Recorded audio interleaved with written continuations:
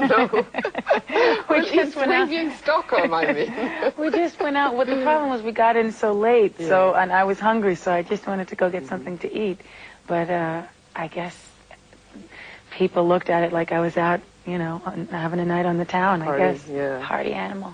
But it's really something very big, you coming here. I mean, I've been in this business a couple of years, but I never had so many faxes, you know, so many special arrangements, so many bodyguards, you know, so expensive champagne. It's really very, very big. Is it you who decide all those things? You mean decide about having... How everything is going to be, I mean.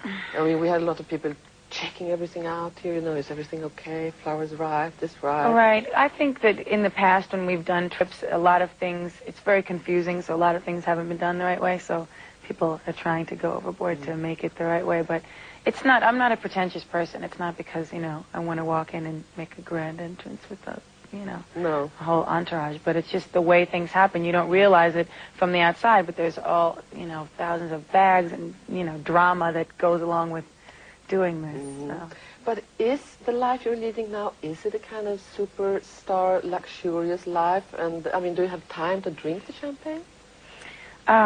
Champagne is bad for my stomach, so I don't drink it that much. Yeah? That's the first time I heard that. Really? For your stomach? Well, it's not bad. I don't know. It just makes me feel kind of sick if I drink it the next day. Yeah. So what do you like to drink? Oh, this and that. No, red wine, I guess. Your mom is Irish. Your dad comes from Venezuela, and he's black, but his father comes from Venezuela. He left the family when you were very young. They got divorced, yeah. Yeah. And you started singing at the age of 4. When you were 5-ish, you were a little grown up, you said yourself. Why? I don't know. I guess because I spent a lot of time with my mother, and, you know, she would bring me around adults all the time, and so I just had to kind of adapt to that situation, so I just... And she was an opera singer, and you were at home alone in the nights often?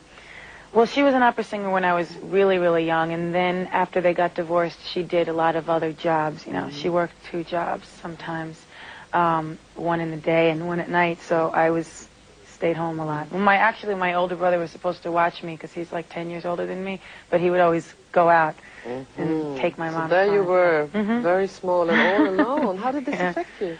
I used to get scared a little bit, but I got used to it, you know. You moved like 13 times or something when you were very small too? About 10 times, yeah. It seems as if you had quite a tough start. Yeah, in a lot of ways it was very tough. But I think that all those things helped to prepare me for everything that I go through now. Because you knew right from the start that you were going to be a big star, right? I hoped that I would be able to be a professional singer, and that because that's all I've ever loved and wanted to do. So school was nothing for you, right? It's not that it was nothing, you know. It was just that I had a dream of becoming a singer, and, you know, I was already in the studio working with older musicians when I was like 13, so I was making demos for so long and writing songs and singing that was the most important thing for me. And I used to sit around going, you know, when am I going to get a record deal? What's going to happen? For me, it was my whole life, the struggle to get to that point, even though it happened, you know, pretty quickly. And now, I mean, you really did it. I mean, you sold like 70 million albums. You're the most selling artist for the last 5 years in Europe. Really? Does it make you happy? It's incredible. I mean, of course you want people to be enjoying what you're doing. And especially all over the world, you know, the fact that it's so many different countries, you know, that's really important to me too, because it's just, you know, people out there, it's universal. That music is universal, and it's great to have been able to, you know, go past so many different boundaries, you know. We have read in the... I must comment on your rings. Thank you. You have so beautiful rings. Thank you. Are they wedding rings? Yes. Actually, this one is, and then I had one in gold and then one in platinum, and then I had them both changed, so I wear them together. Yeah, and you're married to the boss of Sony since 5 years or something like that. 2 years. 2 years, sorry. We've read in the Swedish papers that your sisters had a lot of problems. She is a drug addict, AIDS, and that you've taken care of her son. Is that true?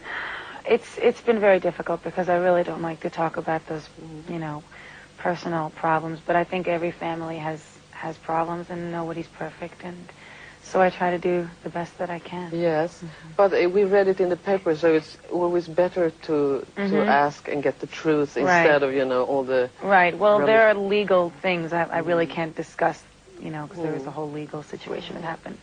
So I'm not at liberty to really go into the details about it, but he's fine and everything's great, and he's very happy now. So. Do these personal things affect you very much?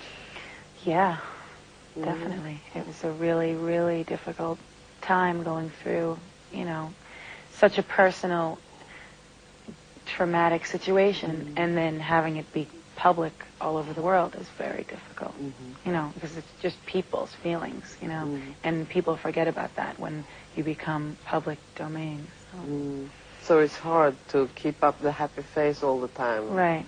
I know that everybody is now dying to hear you sing, and you will sing in a little while, so you can go and prepare yourself. I'll just tell the audience something. Okay. Jag ska berätta att för precis 30 år sedan så spelade regissören Mariah Carey